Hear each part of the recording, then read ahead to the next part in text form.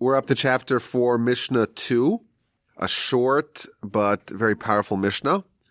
Ben Azai Omer, Ben Azai says, Havi Ratz leMitzvah kala uborech min ha'avera. You should run to do even a minor mitzvah and flee from sin. And in some of the texts of this Mishnah, it adds a few words. You should run to a minor mitzvah as you would for a stringent mitzvah. Our version of the text does not have that, but the idea is the same. Run to even to a minor mitzvah. Don't just say I'm going to do the big mitzvahs, just the ones that really matter. The minor ones we could ignore. No, you do run even to a minor mitzvah, and you should flee from sin. She mitzvah doreres mitzvah, because one mitzvah brings in its wake another mitzvah. Va'avera, and a sin, doreres avera, and a sin incurs, begets another sin. Sheschar mitzvah mitzvah, for the reward of a mitzvah is another mitzvah. V'schar avera, avera, and the reward for a sin is another sin. So that's the teaching of Ben Azai. He's going to be the author of this Mishnah and the upcoming one. And let's talk a little bit about this very interesting character from the Talmudic era. We actually mentioned him last week when we talked about Ben Zoma, which was the author of Mishnah number 1. Both of them were called Shimon ben Zoma, Shimon the son of Zoma, Shimon ben Azai, and they were colleagues, they were friends, and they had some overlapping life experience, and they are present in the same era. This is again in the end of the 1st century, beginning of the 2nd century era. Both of them were at a transition period, students of the previous generation and kind of colleagues, but students of the succeeding generation.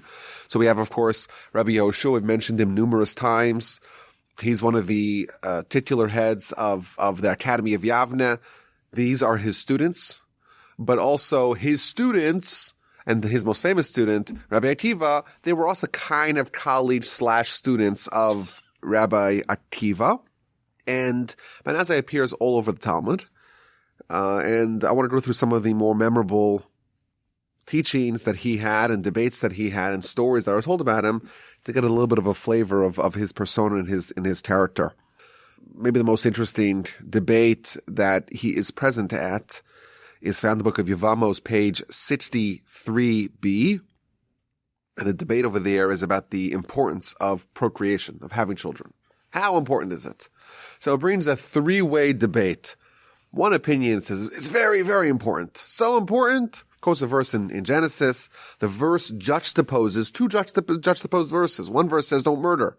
The next verse says have children. It says, well, you see the Torah puts the verse of not to murder next to the verse of have children. It's kind of hinting at you, if you don't have children, it's like you're murdering. Wow, so severe. And then it quotes another opinion that takes the same verse, but it says don't murder because God made man in the image of God. And it says, aha, you see that there's another juxtaposition. It says have children right next to it, talking about the image of God. If someone doesn't have children, they're reducing from the image of God. So important. Comes along Ben Azai, and he has the most radical position. His position is, if someone refrains from procreation, it's as if they did both. It's also like they spilled blood and like they reduced from the image of God. That's a debate that the Talmud records. But then there's a postscript to the debate. They said to him, some people give very nice, flowery speeches, but also practice what they preach.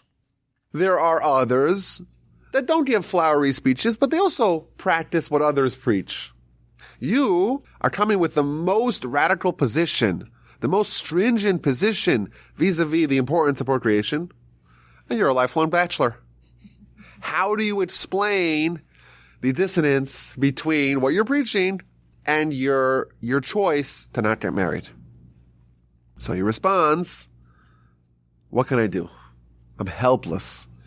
My heart yearns only for Torah, and consequently, I cannot get married. I cannot have children. The world will have its continuity via others. Others will have children. The world will still have its continuity.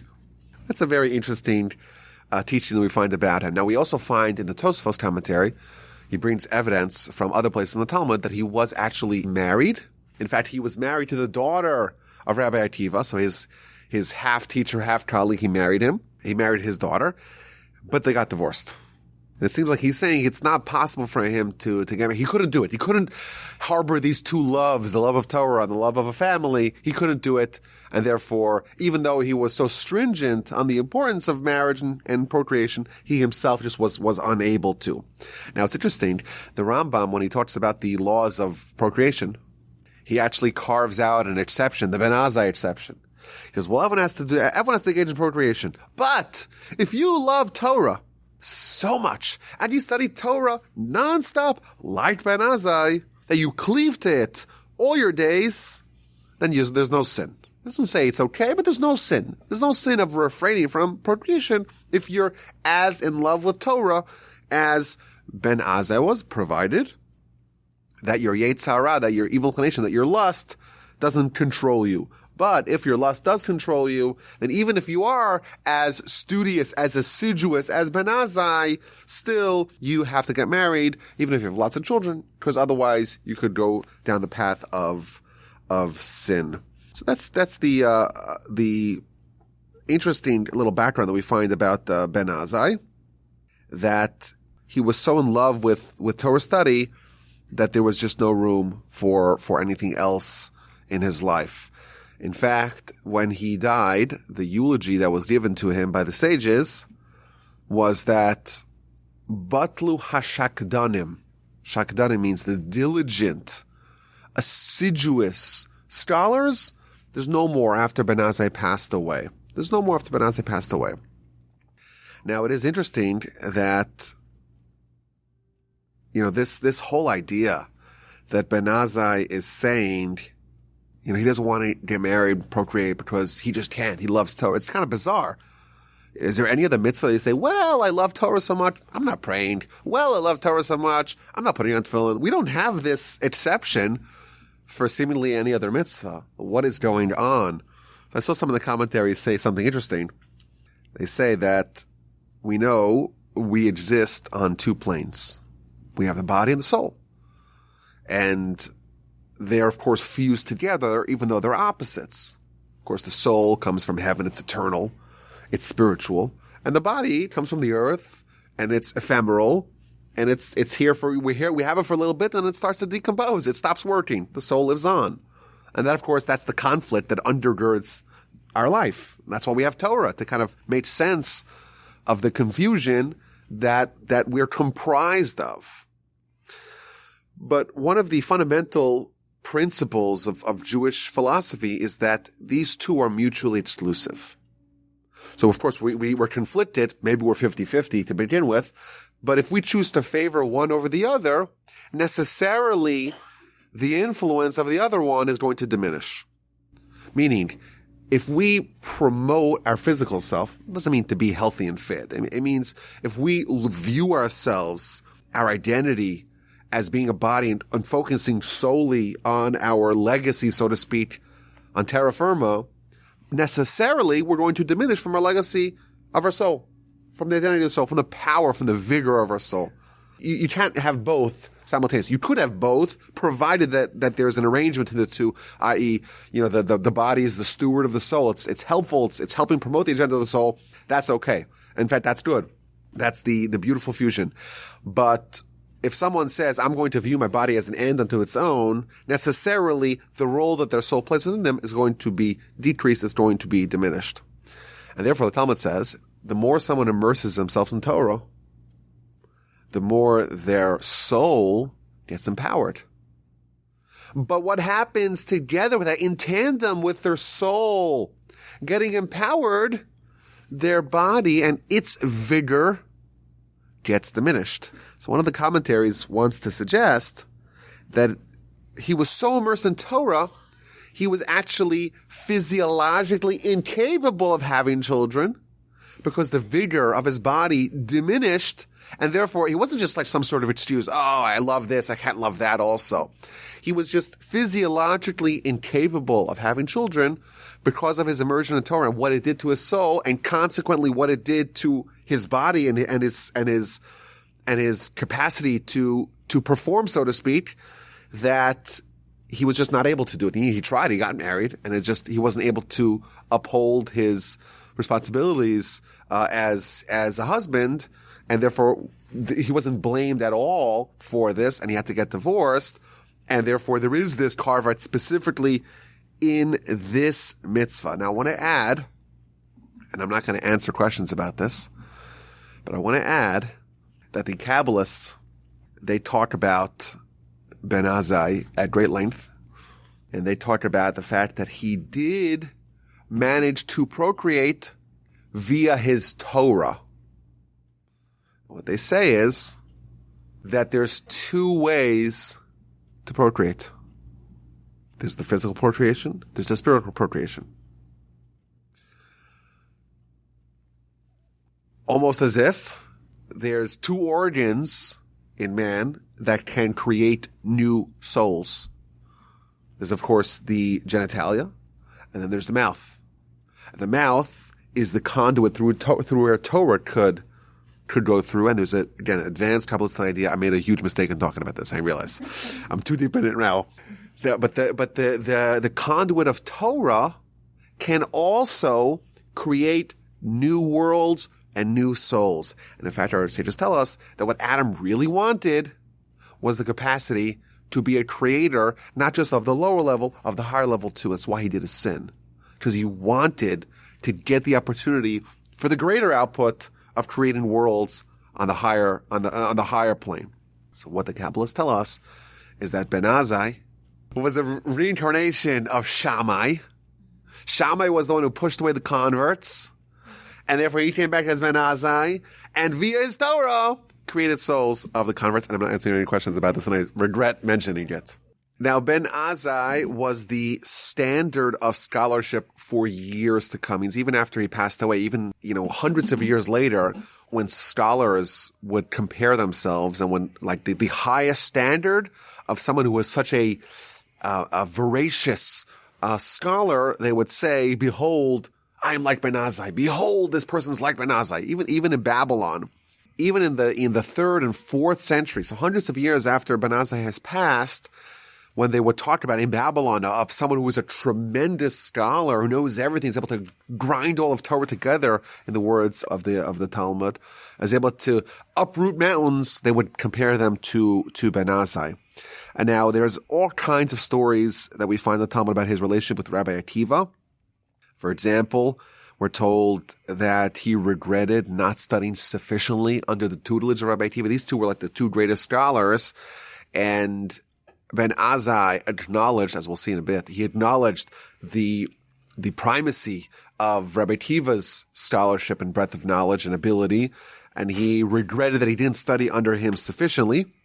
There's also a very troubling episode of how Ben Azai studied from Rabbi Akiva. We'll put that on the side.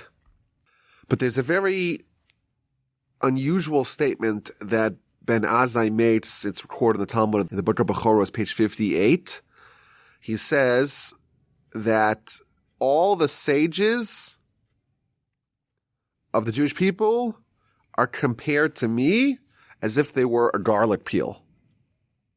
Seems to be very dismissive of all these sages, with the exception of this bald one. And who's the bald one? So says Rashi, that's Rabbi Akiva. Rabbi Akiva was bald. And in fact, it tells us that there's another sage in the Talmud. His name is Rabbi Yehoshua ben Karcha. Rabbi Yeshua, the son of Karcha. What kind of name is Karcha? The Hebrew word for bald is kireach. And therefore, when it says Rabbi Yeshua ben Karcha, it's actually the Rabbi Yeshua, the son of Rabbi Akiva. Rabbi Akiva was the bald one, and therefore he's Rabbi Yeshua ben Karcha. That's what Rashi tells us. A little bit odd. So you look at the Tosfos, and they say, wait a minute, this is not how Ben Azai would talk about someone as revered as Rabbi Akiva. He would call them the bald one. It seems very, very odd to have sages talking about each other in seemingly a derogatory way. So instead, they want to suggest he's not talking about Rabbi Akiva, he's talking about Rabbi Elazar ben Azariah, a different one of the sages that we mentioned in the past. He was the one at the age of 18 who was nominated to replace Rav Gamliel after Rav Gamliel was deposed, before he was subsequently reinstated. We've spoken about him at length in the past. The obvious question, of course, on Tosfos is, well, the whole problem is that he's speaking derogatorily about the sages. So you say, oh, it's not Rabbi Akiva. Oh, it is Rabbi Elazar ben Azariah. You haven't solved the problem. He's still speaking derogatorily about one of the sages. So one of the answers was, interesting, for Rabbi ben Azariah, it was a compliment. Because it was highlighting the fact that he was so young, his face was bald. He was like a little kid. He was a teenager. He didn't have much of a beard. And we know the story. The story was that when he was nominated, he instantly overnight became very old. His wife told him, he's like, how could you be the leader? Look at you. You look like a little kid. And the next day he woke up and he had like a white beard and he looked the part as well. And so one of the commentaries suggests that, well, for him, it's not such a derogatory statement because it was highlighting the fact that he had these unusual changes to him. Now, the Kabbalists, the aforementioned Kabbalists, they say like this. We know one of the pillars of Kabbalistic thought is that everything that exists in this world, in the physical world, in the world that we're currently occupying, is actually a parallel and a reflection of what's happening in the spiritual world. That's one of the bedrock concepts of Kabbalah. And in fact, every part of the human body is a reflection of something spiritual. And therefore, anytime you see in the Torah any references to people's physical body, it's actually highlighting what the spiritual ramifications are of that thing. So, for example, it talks about Esav. He had red hair. Again, it seems to us that's an unusual or unnecessary triviality about Esav. Who cares what color his hair was? But of course, you go to the Kabbalah and it's like, well, red symbolizes blood, which symbolizes judgment, and there's a lot of symbolism there. And of course, Esav, another episode told about him is when he barters his firstborn right for red soup, not just regular soup, and that's why he's called Edom. The name of his nation is the Edomites. Edom was the Hebrew word for red. Again, a lot of implication or insinuations in the Torah that there is deeper meaning behind these stories. He's also very hairy, and we find out in the Kabbalistic sources that the hair on the head symbolizes judgment, whereas the hair on the face, the beard, symbolizes mercy, more positive insinuations. And therefore, what the Kabbalists tell us is that he's actually given a great compliment to Rabbi Akiva by telling him that he's bald. What it's telling us is that he was someone who, via his tremendous spiritual prowess, he was able to uproot all the negativity that he had within him. So he's not giving commentary on his hairstyle. That's not the point. He's giving commentary on his tremendous spiritual accomplishments, that he was kind of bald, i.e., he was someone who got rid of all the negativity, all the judgment, so to speak, that is symbolized by the hair on the head. He got rid of that. Again, advanced idea that the Kabbalists tell us about this particular exchange to demonstrate that what Ben Azai was saying about Rabbi Akiva was, in fact, even though it seems like a silly thing to say, it's a silly thing to notice, the sages are, and it seems also derogatory, but really, maybe, at least again, at the Kabbalistic level, he is invoking what is meant on a deeper level by this statement. Now, there's another teaching in the Midrash, a very, again, deep idea that we find about Ben Azai. Again, it gives us a sense, a little bit about his Torah prowess and his connection, I would say, to the spiritual and the Kabbalistic and the esoteric. It says that he was studying to such a degree that there was a fire encircling him. Now, in fact, we find that in several places in the literature, the Midrashic literature, about sages that were studying, and there was fire surrounding them. They were engulfed by fire, which is almost like a reincarnation or reinvention of Sinai. Anyway, Sinai, there's a lot of fire there. The implication here in the sources is that if someone could recreate the experience of Sinai, right away they'll have everything else that comes with it. Okay. So Ben Azai is studying Torah and there's fire around him. So right away, all the students run to Rabbi Akiva and they tell him what happened. That Ben Azai is studying and there's a fire surrounding them. So right away, Rabbi Akiva goes to investigate. And he goes to speak to Ben Azai.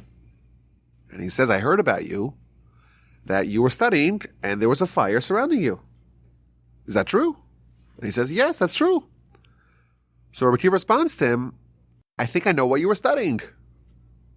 You must have been studying the Ma'aseh Merkava. Well, what's Ma'aseh Merkava? Ma'aseh Merkava is one of the names in classical Talmudic literature about Kabbalah, advanced Kabbalah. And it's a reference for the beginning of Ezekiel. It talks about, God's chariot, very advanced stuff. You read it, you clearly don't know what's going on. But it's almost immersion in Kabbalistic theology that if you really understand it, you're able to kind of do all kinds of powerful things. That's probably what you were studying, says Rabbi Akiva. And Benazai responds, no, I was studying in the following manner. I was stringing together words of Torah together with words of the prophets. And from prophets, I was stringing that to the writings. And the words of Torah were so delightful as they were at Sinai, and therefore they were as joyous as they were when they were given. And just like when they were given with fire, so too, when they're being revisited, there is again the experience of fire. That's what the Talmud says. Now the insight here is that what Benazai is telling us is that we don't need to study Kabbalah to connect to God via Torah on the highest level. There's another way of doing it, what he calls stringing together various parts of Torah, and that too could evoke this powerful fire.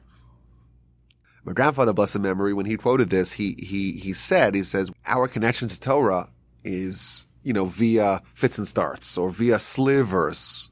Torah, of course, is very vast. Arucha me'eretz mida or chav miniyam. The verse compares it to as broad as the sea, as deep as the ocean, as broad as the land. It's there's no end to it.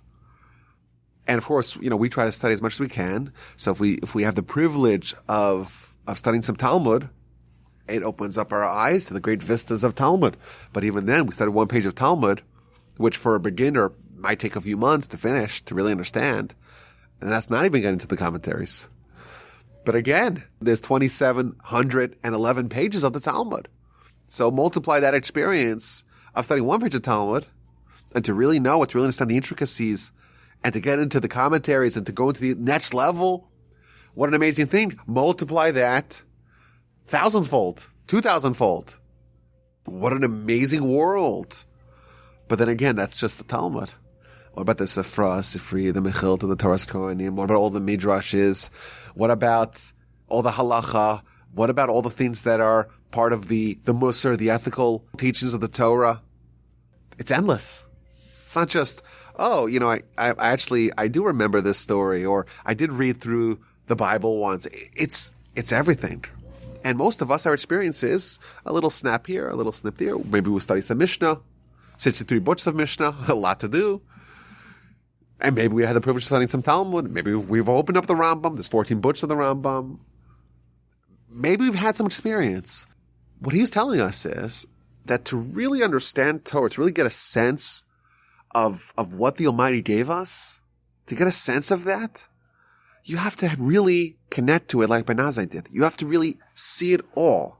When someone has a view of a sliver of Torah, what they're seeing is a small drop in the ocean. And a drop in the ocean is not impressive. It's not as impressive. You're not getting the Sinai experience with that. Of course, it's amazing. One drop of Torah is amazing, incredible. We're not going to discount that, of course. And this is not coming to denigrate us, of course, because, the expectation of us becoming like Benazai are nil, right? That's not something feasible for us. But the idea of the story is that what he's telling us is to get a sense of what Torah really is, to see it all, to have it there in front of you, to have the Torah and the Tanakh. And we see, by the way, when our sages, when they quote scripture, like the level of understanding that they had of scripture is startling. It's shocking. We could have it in front of us and not see what they see. We read a verse and you just open up the Rashi commentary. Of course, Rashi's 1,000 years after Benazai. You open up Rashi, you're like, oh, I didn't see that. Oh, I didn't see that. Oh, whoa. How did I miss this obvious thing? And that's one verse. And then, all of Torah, all of Tanakh, all of Talmud, everything is open before them. That's a connection to Torah. And even without the Kabbalah, without resorting to the esoterica, Ben Azai was able to see all of Torah in such a way to really understand Torah in its essence of what it really is. And that process, that experience, mimicked Sinai. One final biographical note about Ben Azai before we get to the actual content of his teaching. We mentioned last week there were 4 people who entered the Pardes, who entered the orchard. And one of them last week, we talked about Ben Zoma, he went crazy. But Ben Azai was the one who looked too close and he died. And it seems like that Ben Azai was someone, when he saw that, he's like, I'm in. He chose consciously to depart from this world and to embrace that world. And we see that's kind of his life pattern. He was someone who wasn't really connected to this world. He couldn't connect to this world. He couldn't get married, couldn't have children. He was already, even when he was here, he was kind of living in the spiritual world. And therefore he has a chance to kind of jump ship, and he does it. Okay, so let's get into the content of his teaching. He begins by telling us a piece of advice. We should run. We should pursue even a minor mitzvah as we would a major mitzvah. And we should flee from sin. So we're doing a lot of running. We're running to something, running away from something. And then he adds, for a mitzvah that begets another mitzvah, there's a reward of the mitzvah of another mitzvah. You drag one mitzvah with another one. And conversely, with sin, it's the same thing in the opposite direction. So I think this idea, or this architecture that he presents for us, it's a fundamental bedrock principle of Jewish philosophy.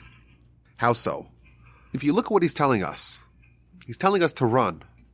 Run to something, run away from something. Pursue the mitzvah, chase it, run after it, flee from sin.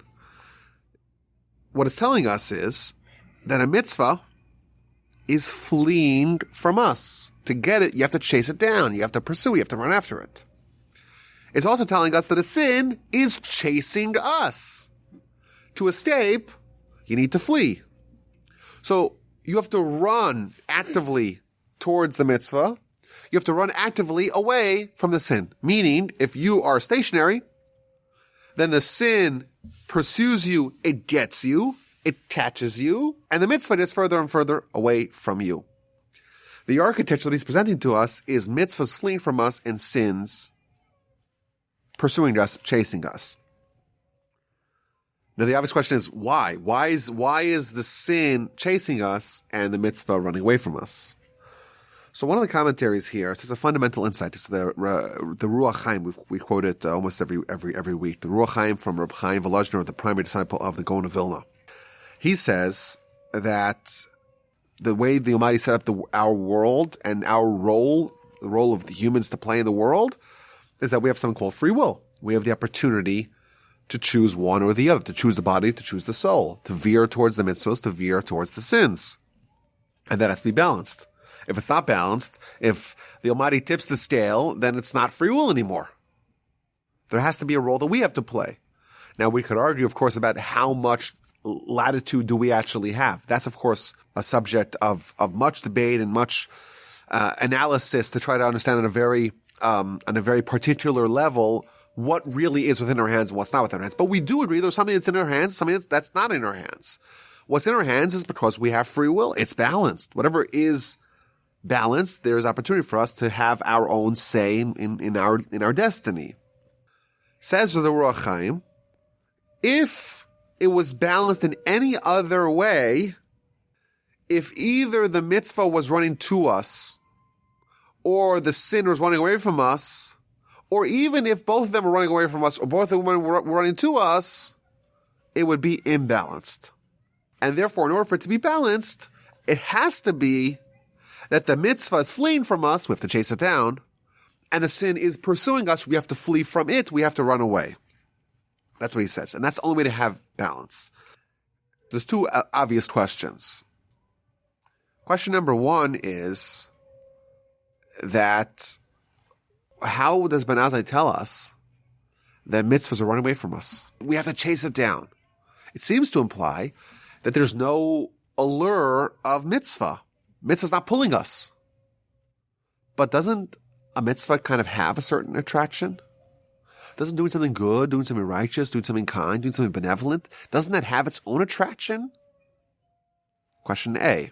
And then this question could be bolstered by a citation from the Mesilas Yesharim, the Pathojust Ramchal, who compares mitzvah, the attraction of mitzvah, to a magnet, which again implies that we do have some innate magnetic attraction to mitzvos. Yet here it says that not only we don't have an attraction to mitzvah, the mitzvah is kind of repelled by us. It goes the opposite direction. So which is it? Do we have a magnetic attraction to mitzvahs? Or is it running away from us? Question A. Question B, can we have a simple way to balance the two sides? Can we say a mitzvah is running away from us, a sin is running away from us? Or conversely, both of them are chasing us, and then we have to choose which one to opt for. Both the mitzvah arrives at a doorstep and the sin arrives at a doorstep. We get to choose. Free choice. Why does it have to be balanced in such a way where the mitzvah run away from us and the sin is pursuing us? That's the two questions that my grandfather, blessed memory, began one of his essays with. I want to share this, the way he works through this subject. He establishes, based upon the Talmud, the following principle. The Talmud tells us that the attraction, or the, shall we say, the lust that men have towards women, the Talmud tells us that is the decree of a king, which means God decreed that men should have this desire and this attraction. Of course, we know that if we didn't have that, it's quite likely the world will not have its continuity, its perpetuation. But that's the idea, that there's a decree. What the Talmud is implying is that without this decree, there wouldn't be this attraction. There has to be this decree, but it's a decree. If there was no decree, there would be no attraction. And of course, that's not limited to this particular kind of attraction. There's all kinds of attractions that we have, things that we're drawn towards. And we feel sometimes that we're drawn to the point of necessity. We can't live without them. And everyone has the things that they're attracted to, and they sometimes kind of imagine other people attracted to other things and not attracted to what they're attracted to. But again, the idea, the principle one is that the Torah is telling us that the drives that we have are decrees. Without the decree, remove the decree, and the drive goes away, and the pursuit doesn't make any sense. Point A. Point B, we find a citation in the prayers of Rosh Hashanah and Yom Kippur, the idea of evil being dispelled in Messianic times like smoke.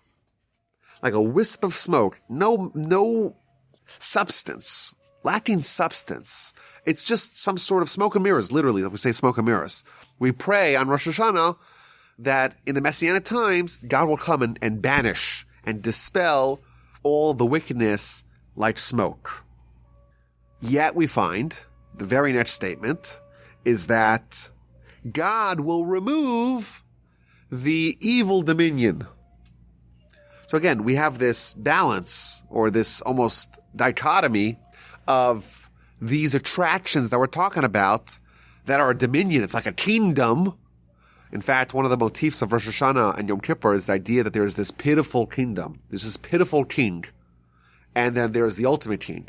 And these two kings are jockeying for control. And the pitiful king is the Yetzer Hara, it's the evil inclination. It's the foreign god masquerading as a real power. Really, it's all smoke and mirrors, but it's masquerading as real power. It's a pitiful king, and we're trying to get rid of it because it's really in control. And to the degree that it's in control, the true king, God, is not in control. Again, that's one of the motifs throughout the whole Rosh Hashanah and Yom Kippur prayers, which are upcoming, of course, in our calendar.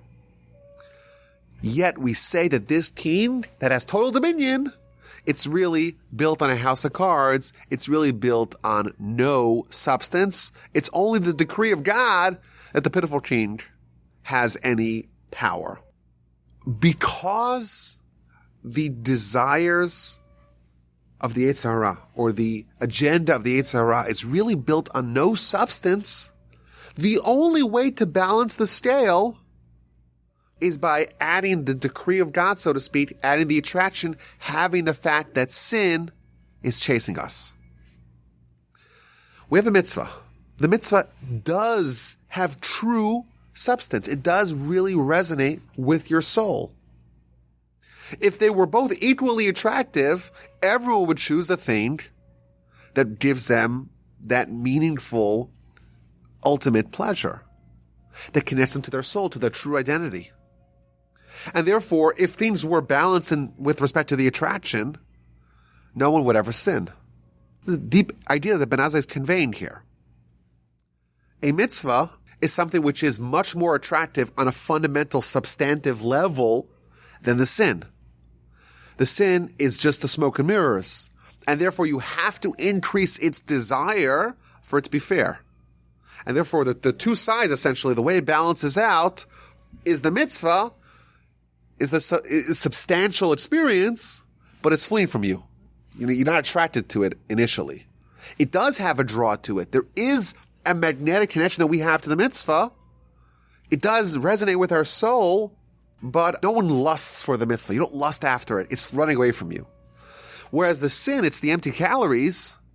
It's a thing which has the pizzazz, it has the allure, it's chasing you, but ultimately the payout has no substance. And that is the balance that he's presenting to us.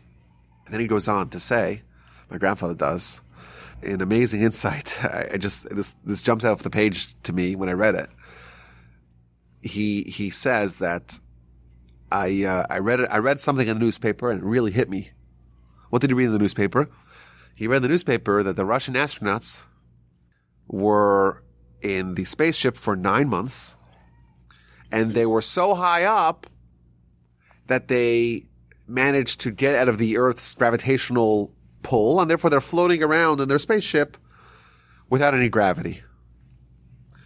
And then they got back down, and they were fine after they reconnected. They came back to Earth, and they were fine, but there was this point where they were able to live in this way outside of the Earth's gravitational pull. So he says this is exactly how it works.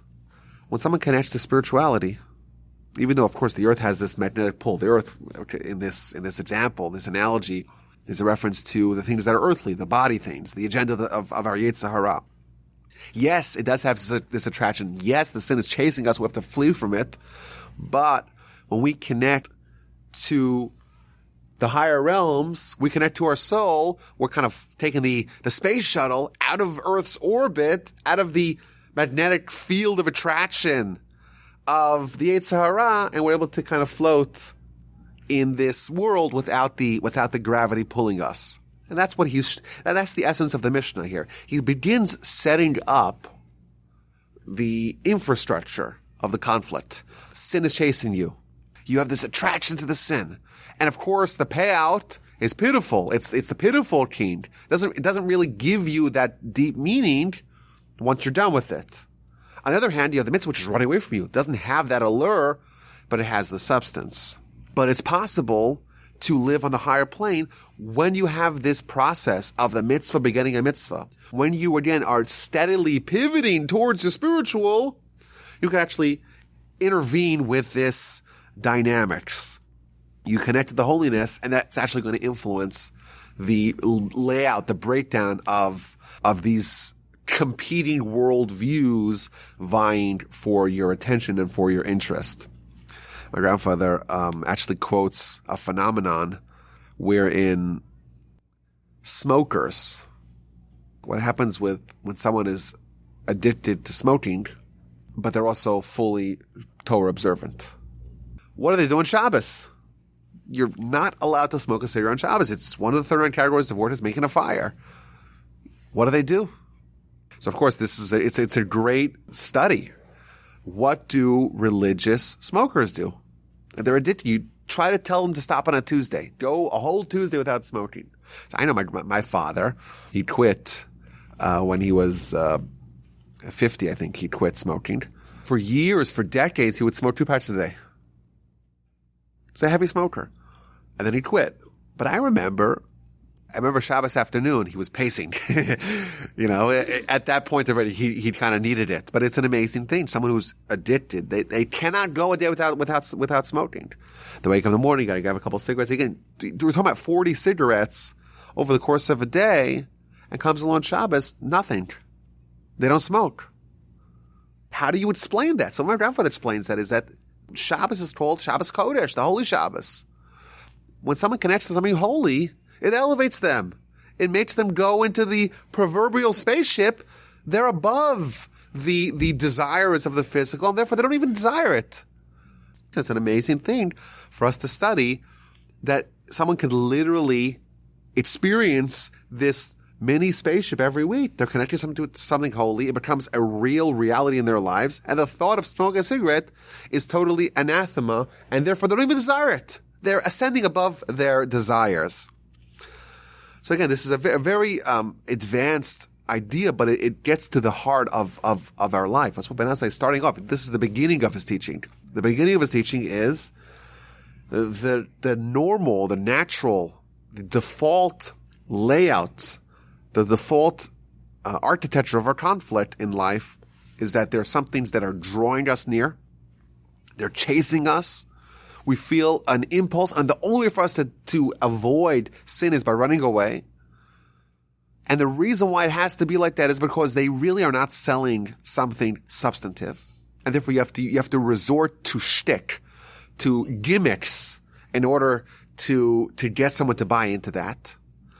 And then you have the mitzvah, which really does have substance, but it's running away from us. It does not have that allure. There is no decree of God, this artificial drive to mitzvah, but it does have substance. If you chase it down, you get it.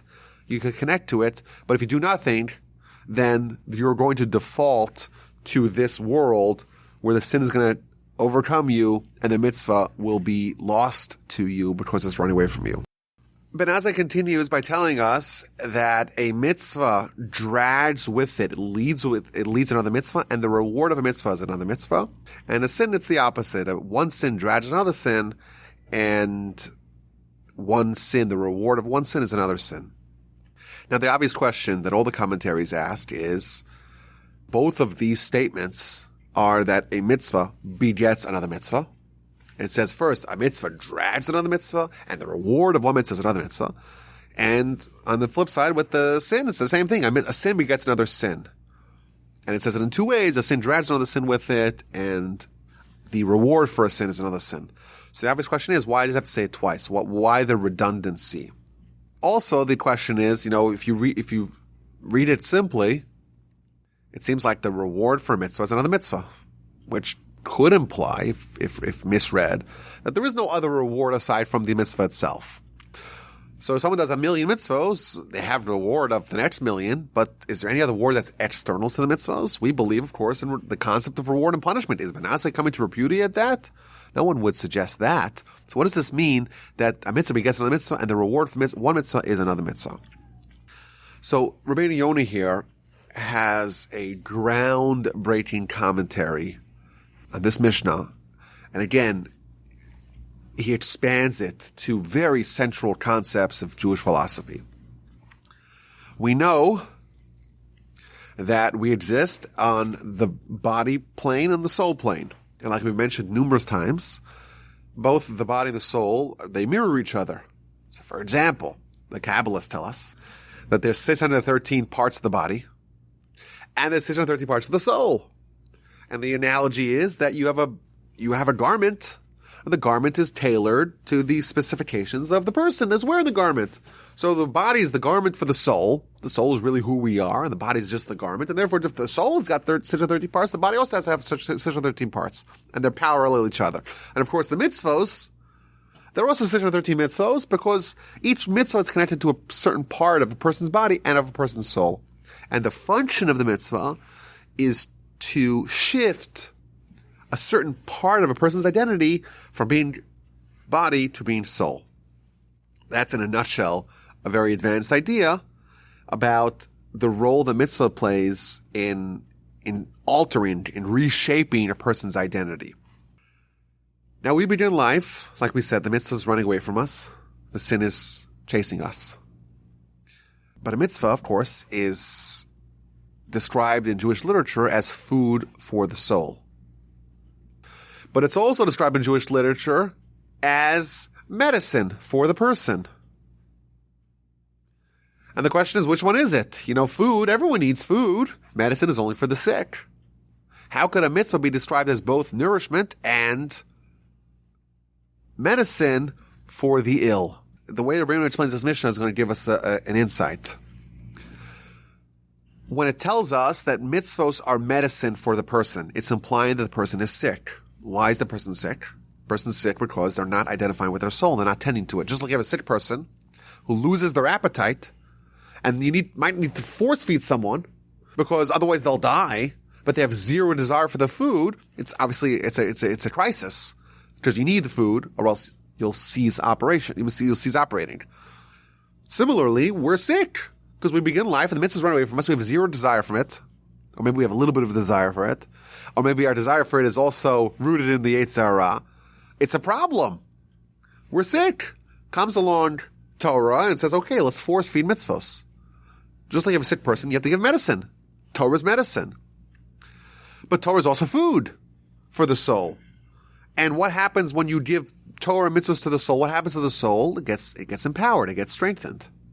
And when it gets strengthened, it begins to capture a larger share of his identity.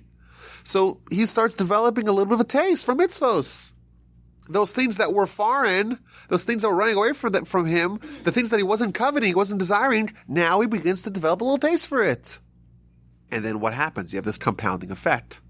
The more mitzvahs you do, the more you're feeding your soul, and the more your illness is going away. Because the illness was your lack of desire for mitzvos, your lack of appetite for mitzvos, and now you're developing an appetite as you're feeding your soul. So that's going to, again, compound upon itself that your initial foray, perhaps into mitzvos, is that of medicine. You got to just force feed it. But the result is that it's food. And the result is you need less of the medicine and you need more of the food. And this is the virtuous cycle of mitzvos. Rabbeinu Yonah says a very powerful idea here. He says, when we say a mitzvah begets a mitzvah, it occurs in two different ways. There is the reward for a mitzvah, and there is a mitzvah dragging on a mitzvah with it. The reward for the mitzvah is a spiritual thing. God says, you know what? If someone puts themselves out there, they choose to adopt the mitzvahs, they choose to embrace the mitzvahs, I'm going to avail for them in a mitzvah. That's just kind of a supernatural way of mitzvahs begetting mitzvahs. But there's also a very natural way that mitzvah engenders mitzvah. Mitzvah A brings about mitzvah B. Why? When a person does mitzvah A, they are changing the internal composition of who they are. They are augmenting the role of the soul within them. And therefore the soul and the thing that it naturally desires, those things become now more natural.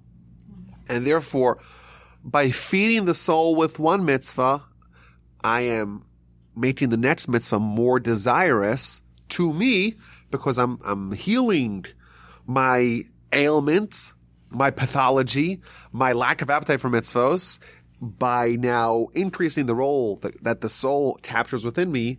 And now the next mitzvah is more desirous and thus easier to do because now my soul is capturing a larger share of my identity. Fantastic. Again, it's a little bit complicated, but it's a very powerful insight that mitzvos, they operate on two fronts. They're like the medicine, the miracle drug, and they're like the superfood for our soul. As an aside, in my book that I'm going to be publishing, God willing, soon, there's a chapter called Miracle Drugs and Superfoods. And it's about this very advanced, very powerful idea that he is sharing with us in this mission. I want to add one more point. Again, this is the time that we're allowed to cover the mission is less than what it's truly due. We have to acknowledge that. It's true with every mission that we cover. But there's another critical idea that's very important to share. One of the motifs that our sages tell us about mitzvos is there's 613 of them, and it parallels like the 613 parts of your body. And it also parallels 613 parts of our soul. But Nazar here is telling us to run, to chase, to pursue even the minor mitzvah. This hierarchy of mitzvos, it's our creation. We're like, well, this one's really important. This one's less important. Says Ben Azai, you're supposed to chase them all. All of them. All of them matter. You have to pursue them all, even the more minor mitzvos. But if we extend his analogy to what our sages compare mitzvos to, we can make the following point. Just as perhaps with mitzvos there's a hierarchy, with the 613 parts that organs and sinews that comprise our body, there's also a hierarchy. There's some mitzvos that you kind of need to have spiritual life. Other mitzvos are nice. But we think they're nice and maybe unnecessary. Comes up with and says, no, they're very necessary. Perhaps we could say the following statement. You need a heart, a brain, a pancreas, a liver to live. Do you really need 2 pinkies? You kind of can survive without them. All 10 toes? Do you really need them? No. You can live without them. But who exactly is volunteering to part with them? Is there anyone here that's saying, well, the left pinky, it's kind of extra. Do we really need it? It doesn't really have much of a utility. I could do without it. No one's saying that. And the reason why is because we view ourselves as not just a bunch of limbs that were cobbled together. We're one entity. We're one entity. And therefore, we're not willing to part with any parts of that. Because, this, my pinky, yes, it's not as important as my liver, but, God forbid if it became gained greenness, you have to amputate it, but no one's willing to voluntarily part with it, right? Mitzvahs are the same thing. They are creating our spiritual avatar in Olam Haba. They are as essential, all of them, to form our identity, our spiritual identity. And no one's willing to part with a finger. No one's willing to even have one of their finger nails pried off. No one. Because we recognize instinctively this is just part of who we are. But as is encouraging us to realize what mitzvos really are. Mitzvos are our tools to empower our spiritual selves, our eternal selves, and all 613 parts of our eternal selves. And just as the physical, every part is valuable, every part is important, we want to preserve the well-being of even our minor limbs and our minor organs as we do our major organs and major limbs. So too we should treat mitzvahs. Once you recognize the value and the role the mitzvahs play, indeed it makes a lot of sense to not assign a hierarchy. Yes, there is a hierarchy. But so what? It's who I am. The mitzvahs are empowering who I am. This is my soul. This is my eternity is given life, is infused with vitality with the mitzvos, and therefore all of them matter. Yes, some of them are more important. Some of them have much more stringency. So what? I'm not willing to forfeit the pinky. I shouldn't forfeit the mitzvah that I assume to be not as important. Again, very powerful Mishnah, and we're going to get another one. The next Mishnah from Ben Azai, a second teaching from him, another very big idea, something which could be viewed in a more narrow sense. And of course, we're going to try to see the big picture that he is creating for us, the tapestry of the message, not just the tree, but the forest. But again, an idea here, lots of ideas, but central ideas to the nature of the conflict of our lives. The mitzvah is running away from us, at least by default. We have to chase it down. We have to develop a taste for it.